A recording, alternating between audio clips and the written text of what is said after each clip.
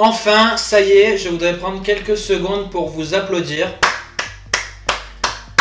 Parce que si vous êtes derrière cette vidéo, vous faites partie des personnes qui ont survécu à cette dernière trêve internationale. On l'a fait, plus de Blaise Matuidi ailier gauche, plus de Moussa Sissoko ailier droit. On va enfin pouvoir revenir à ce qu'on aime vraiment, le jeu en déviation de Guéguette Charbonnier, les conduites de balles de Nicolas Depréville, se concentrer enfin sur nos championnats préférés. La question de cette vidéo, elle est toute simple, c'est pourquoi on se fait chier à chaque trêve internationale? Donc avant de répondre à cette problématique qui est très problématique, c'est le cas de le dire, je vous invite à mettre un pouce bleu sur la vidéo, à vous abonner à la chaîne si ce n'est pas déjà fait. Je sais, c'est le moment très putaclic, le moment très publicité de la vidéo, mais c'est très important pour le référencement. Sans le référencement, on se fait casser le par YouTube.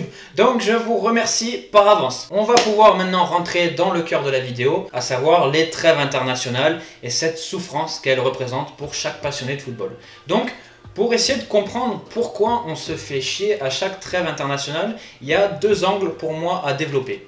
Le premier, c'est le fameux contexte, le contexte de Doudou que je ressors à toutes les vidéos, à toutes les sauces. Et de l'autre côté, c'est quelles sont les conditions, selon moi, nécessaires pour qu'une sélection puisse être performante au plus haut niveau. Donc, le premier angle, le contexte, j'ai deux idées pour moi qui ressortent, c'est deux choses que je ressens, je ne sais pas si vous allez les partager ou non, je ne sais pas si c'est fondé, je ne sais pas si ce sont juste des affabulations de chômeurs, mais ces deux idées, ce sont...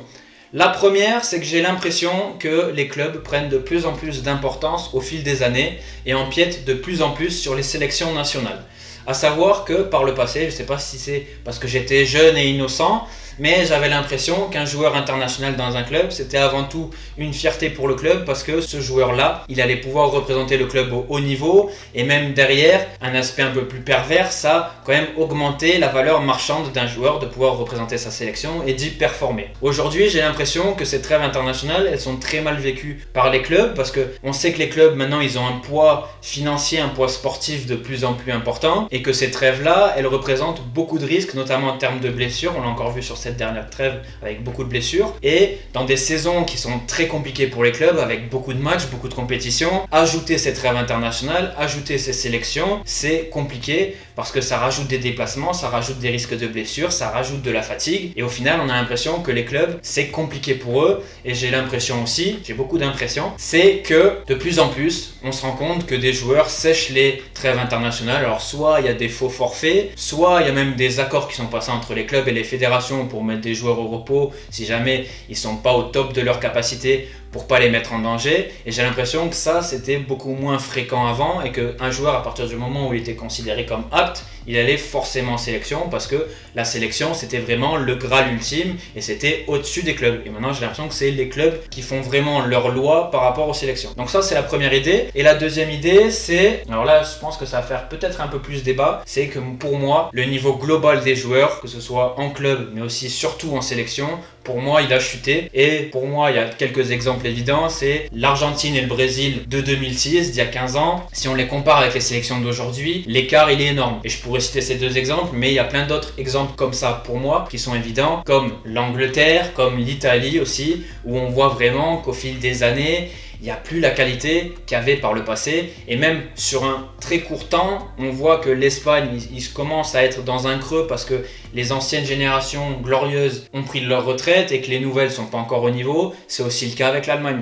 Donc globalement on se rend compte qu'en termes de qualité brute, qu'en termes de qualité pure, c'est très compliqué pour beaucoup d'équipes alors qu'avant, alors c'est peut-être encore là aussi l'idéalisation de jeunes innocents, mais tu avais l'impression qu'en sélection tu avais vraiment que des monstres, que des joueurs qui étaient vraiment au-dessus du lot. Alors certes, les sélections sont encore représentées par des joueurs qui jouent dans des grands clubs, c'est évident, mais il y a moins cette impression de domination, de supériorité comme ça avait pu être le cas il y a 10 ou 15 ans. Donc ça, c'est les deux idées par rapport au contexte. Et maintenant, on va passer à ce qui m'intéresse le plus, c'est quelles sont les conditions, selon moi, nécessaires pour une sélection pour performer au très haut niveau. Et ces conditions, moi j'en ai compté 4. Et pour illustrer ces 4 conditions, je vais prendre les 3 sélections qui sur les 10 dernières années m'ont le plus impressionné, soit en qualité de jeu, soit en qualité pure. Et ces 3 sélections, ce sont bien évidemment l'Espagne, l'Allemagne et le Chili. Donc première condition, selon moi, pour pouvoir avoir une équipe de haut niveau, c'est avoir un projet de jeu qui part de la fédération jusqu'aux équipes de jeunes. Ça, c'est quelque chose dont on manque cruellement en France notamment,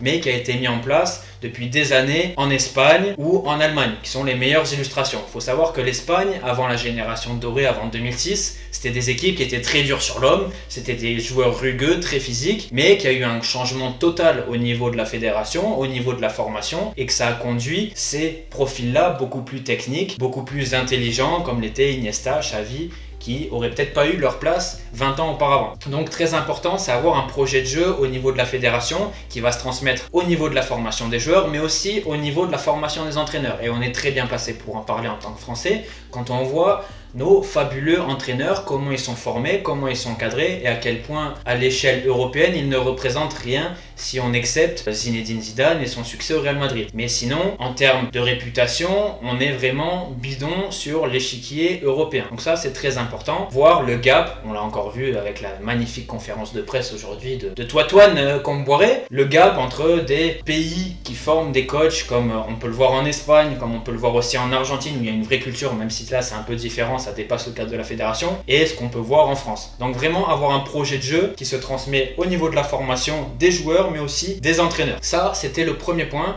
Et juste une petite note sur le premier point, c'est important de rappeler que les meilleurs joueurs en jeune, c'est souvent, pour toute personne qui a joué au foot pendant sa jeunesse, pendant son adolescence, tout le monde le sait, c'est que à 13 ans, les joueurs les plus forts en général, c'est toujours les joueurs les plus physiques, parce qu'à 13 ans, chacun a un développement physique différent et tu peux te retrouver avec un joueur qui fait déjà 1m75 à 13 ans et un joueur qui en fait 1m50. Et si le joueur d'1m50, il est super talentueux, super technique, il aura quand même beaucoup de mal à se faire sa place au milieu de mecs qui font 30 kg de plus que lui, 20 cm de plus que lui. Donc ça, c'est important de le rappeler, mais ça, c'est quelque chose qu'on a, je pense, souvent oublié en France, où on sélectionnait que les meilleurs en jeunes, parce que les meilleurs en jeunes, c'est ceux qui sont souvent le plus physiques. Donc voilà, parenthèse terminée. La deuxième condition pour moi, c'est évidemment la qualité intrinsèque des joueurs. On va pas se voiler la face, on va pas essayer d'être romantique. Il faut quand même des joueurs de haut niveau. Et l'exemple du Chili, pour moi, c'est le meilleur exemple.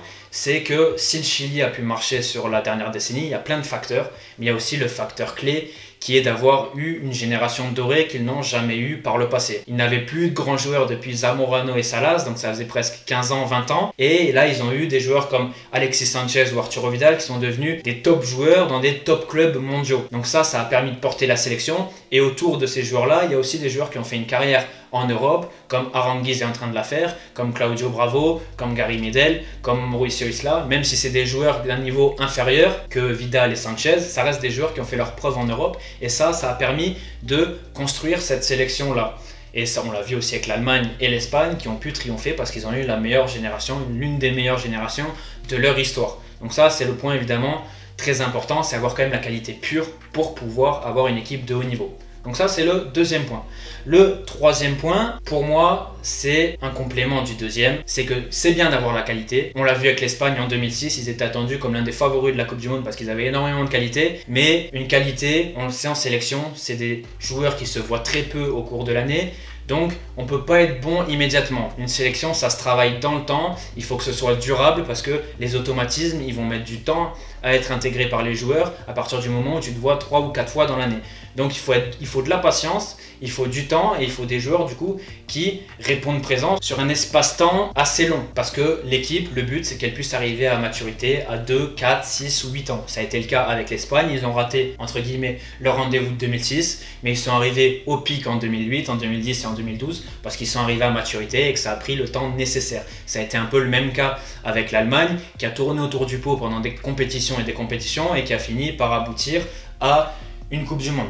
Donc ça, c'est important, c'est le temps de travail, l'espace-temps qui est important et dans lequel doivent s'inscrire les joueurs pour pouvoir performer et arriver à maturité. Et on le voit aussi avec le Chili parce que les Isla, les Medel, les Bravo, les Vidal, les Sanchez, ce sont des joueurs qui se connaissent depuis 10 ans, 15 ans et qui ont fait toutes les sélections en jeunes ensemble et qui sont arrivés à maturité ensemble avec les Valdivia, les Mati Fernandez. Donc ça, c'est vraiment la meilleure illustration. L'Allemagne, le Chili et l'Espagne, c'est des joueurs, c'est des équipes qui sont arrivées à maturité parce qu'ils ont longtemps travaillé ensemble et qu'à un moment donné, ils ont eu les facteurs qui se sont assemblés et qui ont pu les mener au succès. Et la quatrième condition qui est pour moi un complément de la troisième, pour faciliter ces automatismes-là, c'est fondamental, c'est préférable d'avoir une locomotive nationale. On le sait, si l'Espagne a pu performer, si l'Espagne a pu gagner tous ses trophées, c'est parce qu'il y avait le Barça qui fournissait des joueurs. Et quand tu as Xavi, Iniesta, Busquets, Puyol, Piqué qui jouent ensemble déjà toute la saison, c'est beaucoup plus facile derrière pour une sélection de pouvoir automatiser les relations entre les joueurs parce que tu as déjà un noyau dur de joueurs qui se connaissent sur le bout des doigts et qui jouent ensemble toute la saison.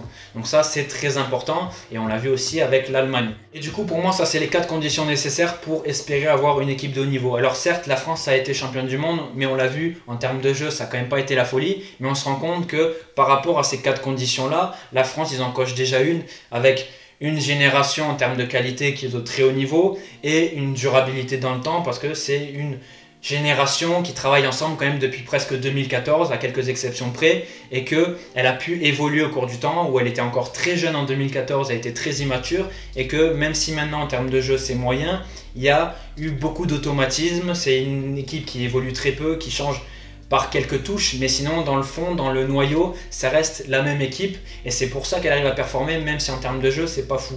Mais on le voit sur ces 4 conditions, la France en coche 2, mais pour ce qui est des autres sélections, c'est très compliqué parce que on le voit, l'Espagne et l'Allemagne notamment en termes de qualité, ils sont un peu dans un creux dans la mesure où les anciennes générations glorieuses sont parties à la retraite et que les jeunes qui sont talentueux sont pas encore arrivés à maturité. On voit qu'il y a d'autres sélections qui ne partagent aucune de ces conditions-là ou alors une seule. Donc c'est très compliqué pour des sélections d'arriver à un top niveau et de pouvoir produire du jeu parce que ces conditions-là, elles sont au final très peu cochées par les sélections actuelles et c'est pour ça, pour moi, qu'on en arrive à se mater des purges chaque trêve internationale parce que ce sont des sélections qui, en amont, n'ont pas fait le nécessaire pour produire et arriver à un niveau de jeu suffisant. Donc voilà. J'espère que cette vidéo vous a plu, j'ai essayé d'être concis mais de donner un maximum d'informations, j'espère que ça n'a pas été trop lourd, j'ai essayé de condenser un maximum. Si cette vidéo vous a plu, n'hésitez pas à mettre un pouce bleu sur la vidéo. J'ai vu tous vos commentaires sur la vidéo de l'Olympique Lyonnais, il y aura bien une deuxième partie, plutôt axée sur notre ami Jean-Mimi notamment. Et je vous remercie encore pour tous les retours que vous me faites en termes de commentaires, en termes de partage, ça fait vraiment chaud au cœur. Donc merci à tous et on se dit à bientôt pour une nouvelle vidéo.